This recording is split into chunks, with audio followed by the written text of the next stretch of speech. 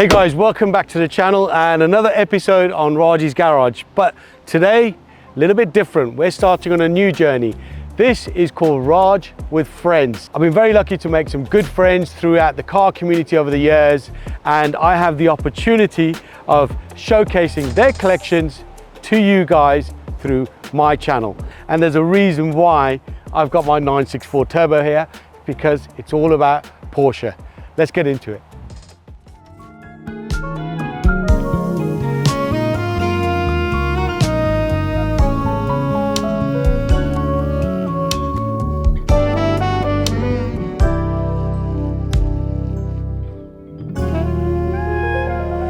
You guys know I'm mad about Porsches, but if there's one guy that I know who's got even better collection than I have, and it's all air-cooled stuff, is Frank Cassidy, who is the owner of Boxengasse, and that is where we are today.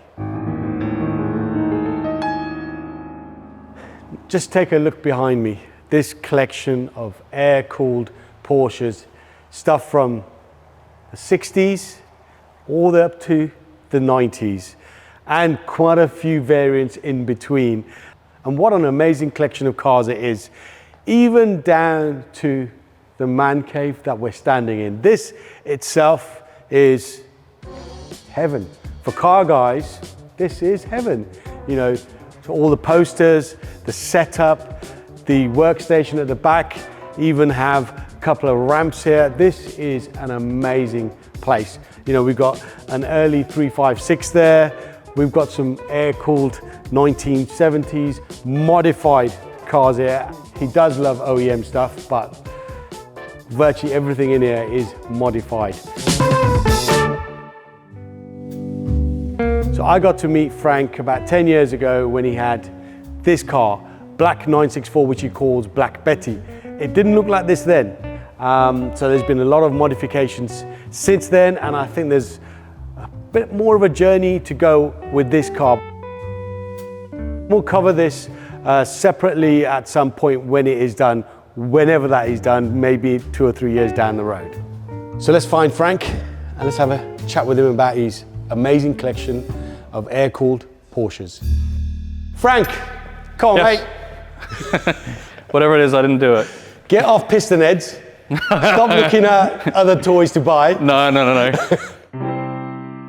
I hope that what we do talk about is going to be of interest. Well, it's most definitely of interest to me, and I can guarantee that's the main thing. Our audience are going to love this. So we'll select 2 or 3 cars of your choice. Cool. But before I get into it, right at the top, why Porsche? Oh, sugar.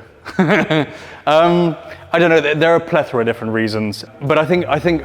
For me, I've messed around with other cars as well. I haven't always been a die-hard Porsche guy, but they always felt compromised in some way, shape or form. I think the cool thing about Porsche is they tend to be good at everything. They're a bit of a Swiss Army knife for cars. Yeah. Good around corners, good in straight lines, reliable, good build quality. Good looking. Incredible heritage, yeah, good looking as well. They do practicality. You've got the trunk here, and then behind the rear seats, you've got all the space that you need for luggage. You have. So realistically speaking, yeah, kids. So realistically speaking, actually, it can be quite practical. I've done road trips across Italy over a 3-4 week period. I think it was quite a few years ago, and yeah, I had 3-4 weeks worth of luggage inside the car. So there is an element of practicality to them. So to answer your question, they just do everything. They do everything right, and they just got that awesome heritage. There's no other car manufacturer that's been more successful in terms of racing. So you know, feeling a bit of the part of that heritage is really cool as an owner. So here I'd say you've got an amazing mix of cars, air-cooled cars, but you've got some slower stuff which we'll go into, and then you've got animals, like this particular one here, and then you've got some amazing collectible stuff, like the anniversary. So we're here now, we're standing next to what obviously started life as a 993. I've actually been in this car, if you recall. Yes, and I do. It goes like a shovel back then. And that was like 5 years ago, I think. And since then, I know you've done a fair amount of work. So talk to me about this particular car. It started life as a 993. Yeah, so this is affectionately what I would call a mongrel. It's a Frankenstein, I think. Yeah, it's a mongrel, a Frankenstein, a bunch of parts. But it's certainly not an original car. But yes, you're right. The base car to it is a 993 turbo from 1995. It's the newest Porsche that I own at the moment. Yeah. Okay, and from memory, I know you bought it with GT2 style wing, the fenders, and the rear wing as well. Yeah. But you've done quite a lot of work to it since then, haven't you? Yeah. So do you want me to start off with the bodywork, that kind of stuff? Go for it. Okay. So yeah, it's a 993 turbo. The previous owner had an RSR kit on it, the 993 RSR kit, which is similar in style but much more narrow. Right. And he'd already done the engine, which we'll go into more detail later if you'd like. And it had still a full fat interior.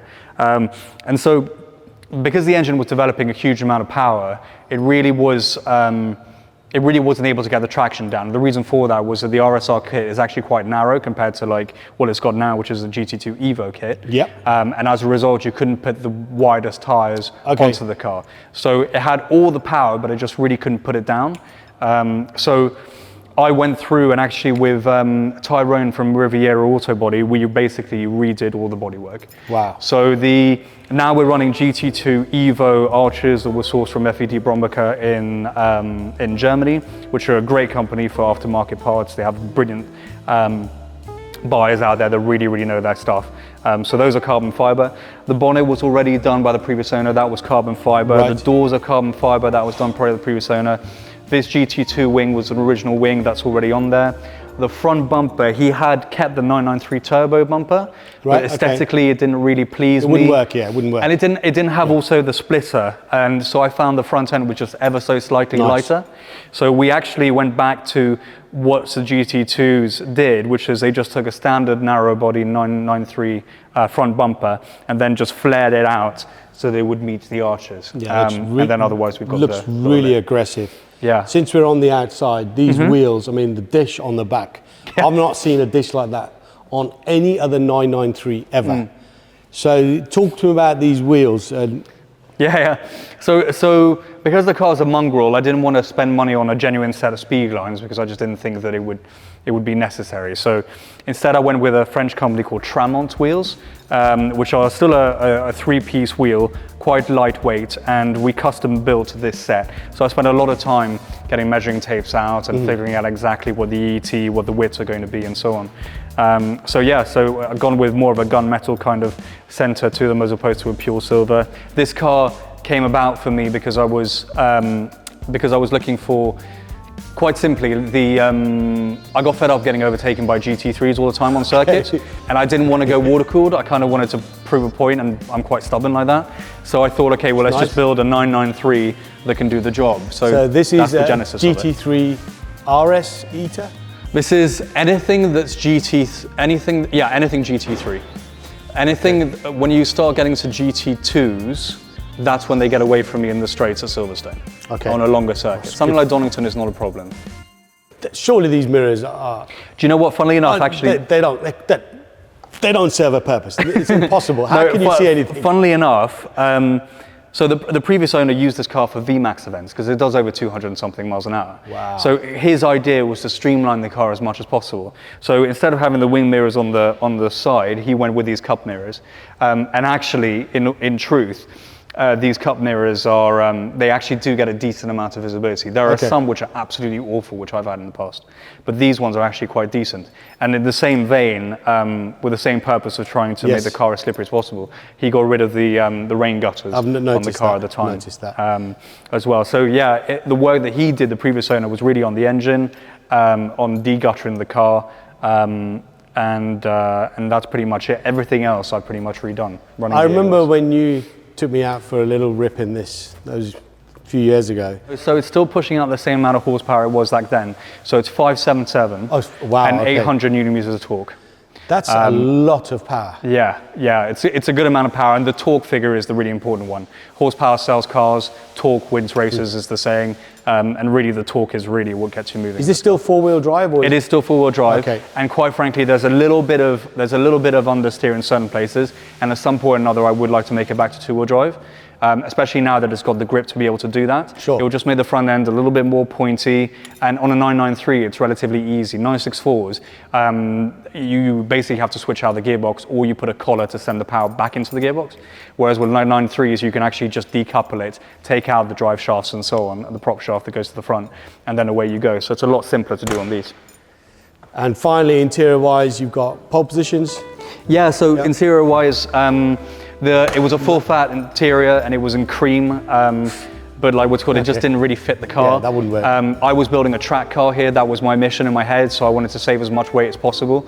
And while I was in there, I thought, let's change it to black. Yep. So lightweight door cards, electric windows have gone. We're now manual window winders. Sun visors have gone. Bucket seats. The interiors, the rear seats are stripped out. Mod 7 just bringing the steering wheel a little bit closer. Got a Renline pedal set, and then a few OEM parts, like for example, this carbon sensor section was all factory. Yeah, that's what you get on the Turbo S's. Yeah, but it was a factory. I don't know. It must have gone for the exclusive departments at the time. Sure. Yeah. Or was it called Tech Equipment at the time? Yeah. I forget. So yeah, so it's just a lightweight, functional interior. No thrills. Yeah, it does the job. No thrills really. So, fantastic car. The mongrel in your collection. Yeah. And probably the quickest car in your collection. Is that what you said as well? Yeah, this would be the quickest Porsche, definitely. Okay, so shall we maybe now move on to something at the other end of the spectrum? Yeah. So here we have Frank's 356, and off camera I asked you a silly question and you looked at me. This is a genuine 356, isn't it? Yeah, it's a 356A. It's a left-hand drive car. I can't say that I'm responsible for the modifications done to this car. This car really came to me like this. There's a lot of mechanical repairs that I've done to this car to bring it back up to a good standard and get it running really well, and now it's just running like sweet as a nut. But in terms of all the modifications done, with this I can't take credibility. That was really done by the previous owner. But the reason why it really stuck out to me and was a car that was a unicorn car for me was because of the things that have been done to it in terms of modifications. Now, I can see that it's obviously been restored at some point. Again, probably by the previous owner. Original paint? Yeah, so original color, sorry. It has been painted a few times, and it was a different color at one point. It was also a racing car, so it did race in period at one point or another. Obviously now it's not in race cars anymore. This is definitely very much a road-going car. Stunning looking thing, and you know, in contrast to the 993 Turbo. Yeah, this is beautiful. Yeah. Do you know what the 993 is? You think you look through corners, you know, three steps ahead, and things happen incredibly fast. You need to reprogram your brain as to the rate at which things happen. And it's an incredibly capable weapon, really, track tool. And the suspension on that is all rose jointed and all the rest of it. It's really made for circuit. This is really a road car. It's for, you know, a nice cruise at speed. It's still a pretty damn fast car. Does it? But I'm assuming it takes a bit of time to get up to that speed, to build the speed. Not really. It's because the car is so light. I mean, you know, the one thing I've always said is never be fooled by an old Porsche. You know, all Porsches are fast when you put in the work with these. Right. And it's very easy to look at a 356 and go, actually, that's quite a slow car. And I say this with the context of knowing what a fast car is like. Of course. With the 993, but this is actually a fast car. I mean, we're looking at what, like 900 kilos, 1,000 maybe at the very tops with this thing. And what we're talking, 170 brake horsepower, 180? Maybe a little bit more. We're closer to 200 Okay, now. so yeah. Yeah. In that sense, it is a quick car. It is a quick car. So and the reason for that is because there was a Greek living in the States, and he had the great and crazy idea to take a 964 engine. He 3D scanned the engine case, put it into CAD, took out the center cylinders, put it back together again, and then eventually he was left and then CNC machined his own case and built the engine. And effectively what you've got is a 2.5 litre 4-cylinder 964 engine. So you've got a huge amount of torque inside the engine, and you really don't need to push above 4,000 RPM. You've got a 901 5-speed gearbox, so really you can cruise at about 90 or 100 miles an hour if you wanted to, if that was the legal speed limit.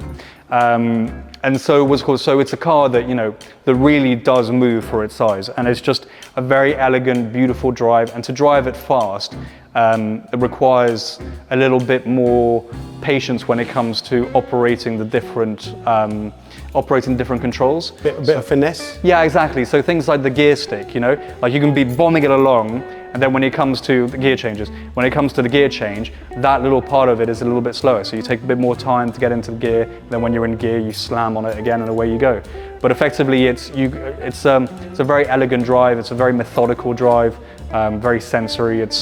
Honestly, it's one of my absolute favorite cars, is probably this one. I'm surprised you're saying that. She does look beautiful. Yeah. And I love the fact that even this 356 is modified. Yeah. You know, all the running gear, everything about it. There's different engine, stuff. different box, not the original color. No.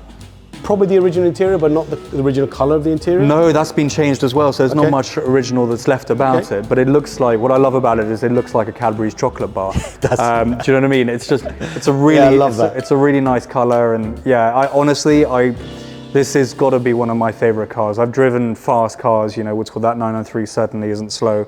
But something like this, like, really does require from you, it's very sensory, it's very elegant, and I can't express how much I've found in the past, going backwards actually in time to earlier Porsches, has really got underneath my skin. Things like the 70s stuff and things like this. I'm assuming the brakes have been upgraded as well at some point. Do you know what? They haven't. So this is still on drum brakes. That's scary. So you have to reprogram your brain a bit, because the pace is more akin to something like a 2.4S. Yeah. In fact, I think it's got more torque than a 2.4S, than my 2.4S. But the brakes are still drum brakes, so you've just got to take that in consideration. Now, you can upgrade these to disc brakes, but it wouldn't look period possible or period correct. For me, I'm into modified cars, but I like them to look period possible. I like to think that this is something that could have been done in period. The fact is, you understand the car, so you're in tune with the car, so you know what it's about. Yeah. In somebody else's hands, if they weren't aware of the brakes, they'd be like, wow, the power delivery's there. But the brakes don't match. They don't. Okay. It's a compromised part of the car, and you just need to bear that in mind when it comes to braking. So even though I chose what I thought was the slowest car here, it's probably not. No, probably it's not. Probably not. No. But it's the oldest. This is the oldest. This is the oldest. This is from 1955. The other car is from 1995. So, you know, there is quite a wide spectrum. Some people walk in here and they say, oh, it's all Porsches. You're not bored of Porsche. And my answer to that is that actually it is all Porsches, but the difference in between the cars is very big. 100%.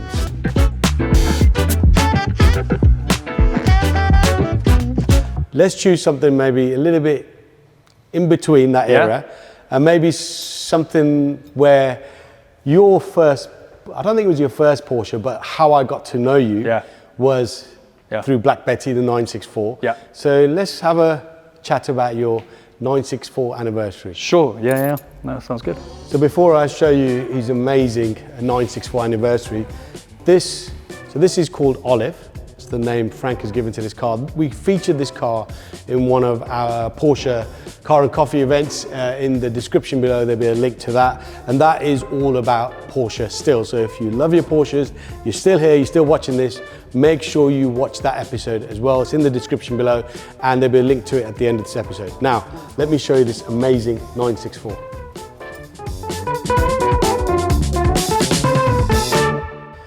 Now, I love 964s. I know you love 964s too. Yeah. I also love the fact that each one of your cars has this list of to-dos, which is really cool. And I think I might take something like this away with me as well. Because I forget. You know, I jump in a car and I think, oh, damn, we were supposed to fix that. Forget. So, I digress. So this is a 964 anniversary. It's a 93 car, is it? Late car? And what's different on an anniversary to a stock 964? Sure. So for those of you who don't know, the 30th anniversary of the 911, they decided to make a special edition, which was the anniversary edition 964.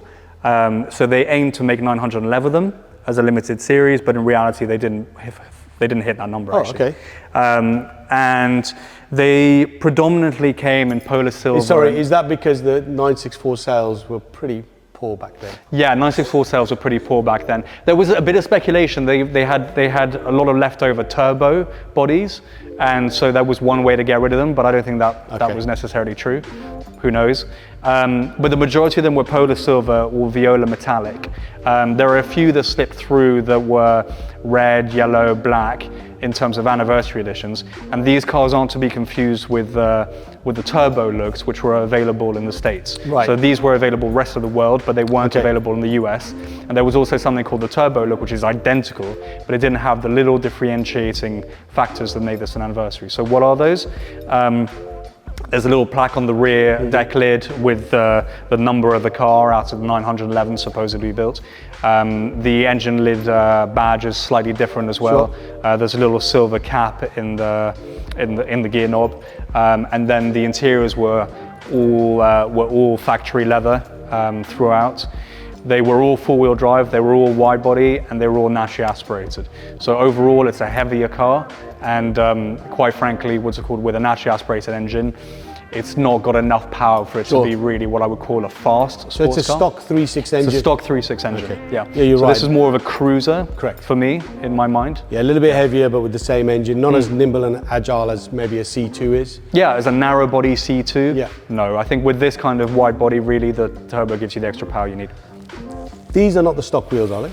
No. So the philosophy with this car was that overall it's a rare car. There were 32 that came to the UK. There were 12 of them that came in Polar Silver. There are only 8 of them surviving in Polar Silver. So this is one of 8 in right-hand drive Polar Silver. So all the modifications I wanted to make this car had to be reversible because I didn't want to ruin the car. So all the original bits I still got on the shelf. Whereas something like the 993, that's not a rare car, it was just a 993 turbo. So that could never be reversed back because that can't be reversed back, and it's not a rare car. So really, I didn't think too much about carrying on the journey that the previous owner already started. Something like this, you want to preserve the originality, so I want to keep the original parts. So to answer your question, yeah, I'm running a set of RH Speedline wheels, which I had left over from another project. I love the look on these because obviously you've had respect and you've had them finished to your own taste. The idea with this is I wanted to have the 3.8 RSR look, but without the big wing on the back. Sure. So in the rear, to achieve that depth dish, and also to get the RSR look and performance, I went with narrow body trailing arms. So the original wide trailing arms are now on the shelf, ready to go back on, but I've gone with narrow body rear trailing arms, which reduces the unsprung weight. And also allows me to run a much deeper dish and get that kind of RSR look. So yeah, I rebuilt the wheels to this. Do you know how wide they're on the back?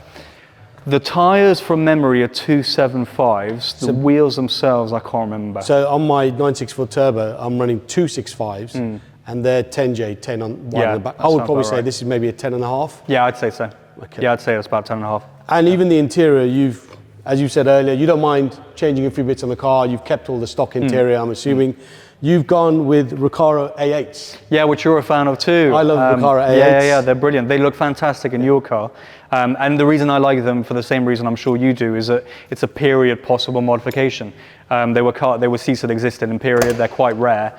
And the beauty of it is it just reduces a bit of weight over the standard ones, but it still leaves you access to the rear seats, which for a car that is going to be, more of a cruiser, more of a road-going car as opposed to a track car, I kind of wanted access to the rear seats that you wouldn't have with buckets. So these still have good bolstering and shoulder support, and I was able to color code the rears in Riviera blue because I'm a bit of a tart, and it kind of picks up on the blue hue inside the silver paintwork and it matches the calipers, which they actually look perfect, period correct, fit perfect.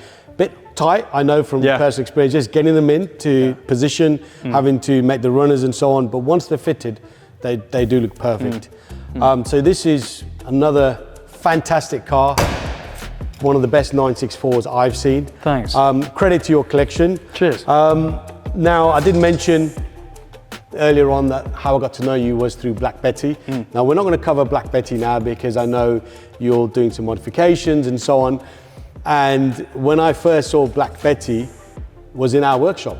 Yeah, and you're right. It was, wasn't it? And that was before we met. That was before we met. I just came to you for audio work and I hadn't had the pleasure yet, So it's weird how, full circle, life evolves. Now I'm here in your man cave and you were there 10 years ago in my man cave. Yeah, that's true. Weirdest thing is, when we did the audio upgrade in Yeah. in Black Betty, we fitted some, I think, gel subs in the back. Yes. You left the rear seats because you Yes. didn't want to use them. Yeah. Thank you for that, because they're now in my grey car. Aha, okay, fair enough. So I was like, guys, are you sure? Frank said, Yeah, throw yeah. these away. And Jay was like, Frank said, I don't want them, dispose of them. Yeah. So I retrimmed them, they're in my grey car. Grey And I 964. think the reason for it at the time is that, what's it called, 964s were worth nothing. The first 964 I bought was for £7,000 15, 20 years ago in my 20s.